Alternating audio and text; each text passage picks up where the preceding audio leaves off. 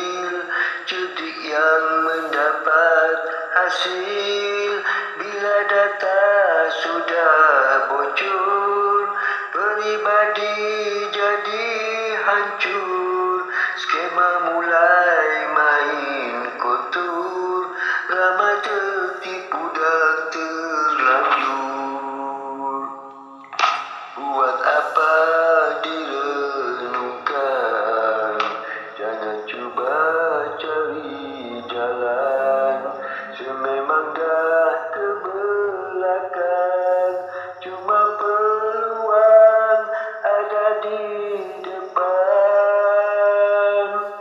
Dunia semakin canggih, dua muda sama toleh. Belajar ilmu serba boleh, demi keadaan sedia pulih. Dunia tidak adil, zaman semakin